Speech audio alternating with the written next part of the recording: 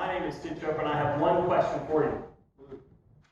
How many of you are law-abiding citizens? Anybody? Anybody here a law-abiding citizen? Okay.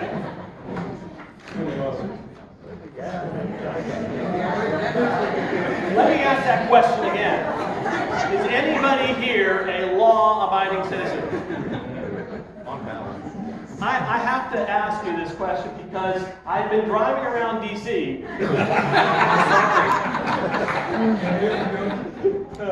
and I found out that it seems like this is actually not a speed limit, it's a speed suggestion. Minimum.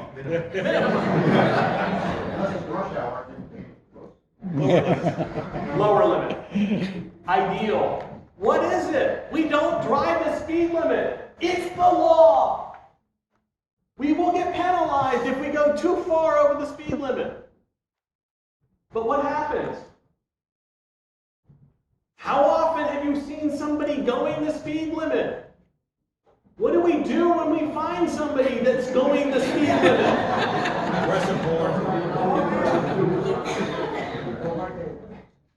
Why? Why don't we drive the speed limit? Hurry. We're in a hurry. We've got other things to do. This is a law that's been on the books forever. We've been trained on it. We've been penalized for not following it. And yet, what do? We still do. We speed. Unless we're in this situation, in which case we park. We drive on highways, and we surf on the information highway. The thing about the information highway is that the traffic laws that we put forth about who gets on, who gets off, where they get on, where they get off, what they do they stay in their same lanes, pretty much ignored. What's going on? How do we change our behavior? If we can't change our behavior in traffic, when we're behind a car going 60 or 50 or 80 or 90 miles an hour, when our lives are at stake, how do we change people's behavior? What do we do in the internet? What do we do in situations where we can't control things with police or with cameras? What do we do? What's the problem? The communication paradigms that we've had in the past have changed. I don't know if any of you have ever had kids, but it turns out that if you want to talk to them, it's a little different than when we were growing up.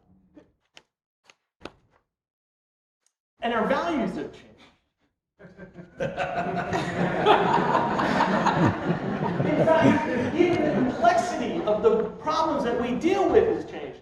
This is what the internet was in 1973. It looks like it might be a little different now. And the consequences have changed, and changed dramatically. They used to say that if you really wanted to screw things up, you needed a computer. Oh boy, can we screw some things up.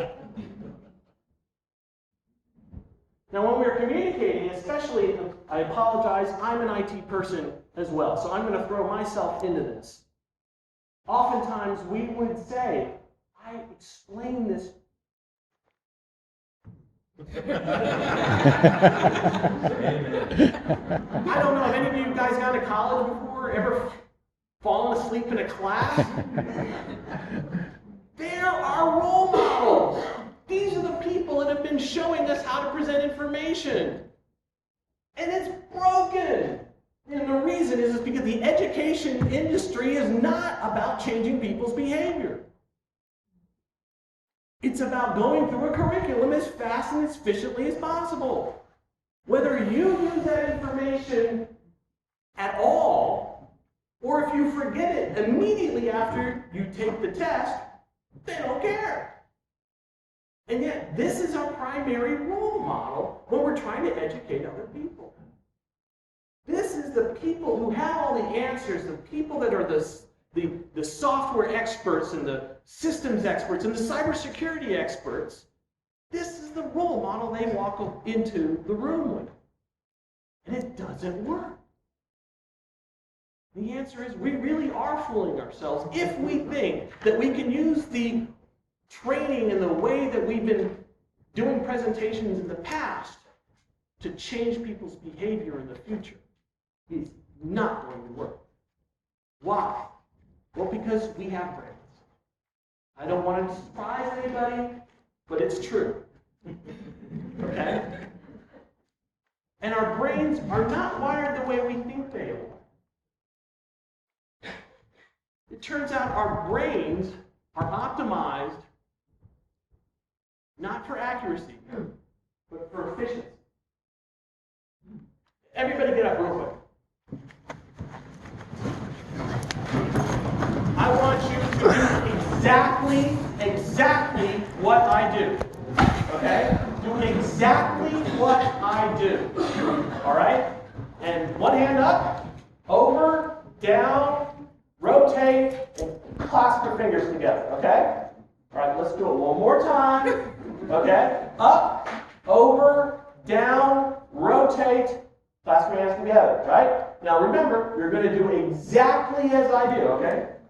Up, over, down, rotate. Okay, if you did exactly what I did, you can do this.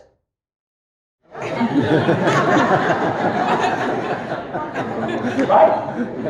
No problem, right? You can sit down. Our vision is the most relied upon sense that we have. The problem is, we think we are seeing reality. In reality, we're not. Our vision, our primary insight into the world around us, is heavily processed and manufactured. And it's not manufactured for accuracy. It's manufactured for usefulness. It took me 2 tries to establish a pattern that your brain overruled what I actually did the 3rd time. You were watching me, you were seeing, you were instructed, and yet you couldn't do it. And it was because of your brain.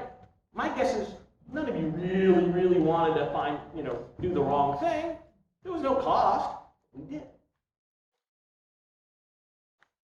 We think seeing is believing. Reality is not. It turns out that our eyes are optimized only if we're looking right at something.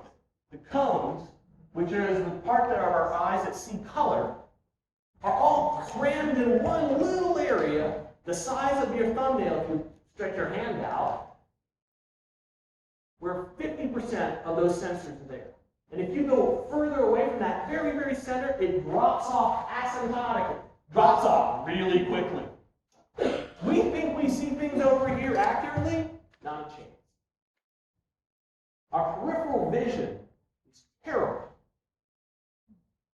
And this is a biological function. So you think when you're trying to explain something to somebody from your vantage point, you think you see the big picture. And unless you work really hard, you don't. What do we do with that? What can we do instead? Well, my suggestion is, instead of trying to fight biology, we align it. Now, this is not going to be an easy thing to do. I don't know how many of you, let me ask you this question. How many of you have had any kind of substantial communication training? How many of you guys have had substantial IT training? How many people of you have had a substantial security training. Does communication have any role in cybersecurity? Yes. Well, why were there not as many hands when I asked about communication as when I asked about cybersecurity? And I'll tell you, most of the people that are training you, most of them have been coming through school, they're just regurgitating the things that they learned in school. And the problem with that is it is optimized for the education world where behavior change is not necessary. So we have to come up with some new models. Now this is a model that I've been working on with the heads of pretty much every communication-focused organization in North America. Toastmasters, the National Communication Association, the Society for Neuroeconomics, the American Psychological Association, all been basically contributing into this model that we have. We get somebody's attention, we have to do it in something that's going to be interesting to them, to get their interest. How can I connect what I want to talk about to something that affects you? And then I have to pull out trust. Anybody got a $20 bill? If you would, would you pull out a $20 bill? Okay?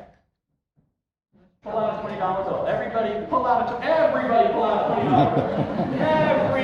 out a $20 bill. Okay. We have a winner. We have a $20 bill. Okay. That was easy, by the way. Government money order. Right? On the back of the $20 bill is a picture of the White House and the words, "In God we trust." On the front is just some dead guy. Trust. Trust. How do we gain somebody's trust? If we don't get those first three things, if we don't get their trust, we can't get to understanding. And it's a biological function. We are not convinced by the data, we're convinced by how we feel about the data. Do we trust the source? If we don't trust the source, we will find every possible reason to ignore it. How do we change behavior? Boy, I would love to be as smart as this guy. I would love to have some great answers for you. I don't. But there are some people that do. This is BJ Fogg. He runs the Persuasive Technology Lab at Stanford. You look at the people that design apps, they know how to change our behavior. They know how to motivate. Right? Those are the people to talk to. And he trains all of them. People take his whole class. Apple will buy out an entire class. Right? The people that make these systems that we get addicted to, they have some answers. Well, we need to talk to them. Right? Bottom line with this is that if the problem is hard, if we don't have the ability, we have to increase the motivation, and we have to increase the number of times we prompt them to do the right thing. That's the bottom line. The more we ask of something, the harder it is, the more work we have to do. And more often we have to do that work. The idea of doing one-time training, forget it. It's never going to work. Okay? The question is, are we willing to do that? Are we willing to make something stupid simple? That's going to be tough. But I will tell you this, the words are great. And if we don't, well, it's just like ripping somebody's money. Now, I suspect you may not care about it, it may not be your money. But I know there's one person in this audience that cares. We'll talk about it over lunch. But if we do something extraordinary, if we try to get into their brains, if we align with their biology, if we can figure out what actually motivates them and connect with what we're doing, with what will motivate them to do it, if we work with them instead of lecturing to them, why, we can do magic.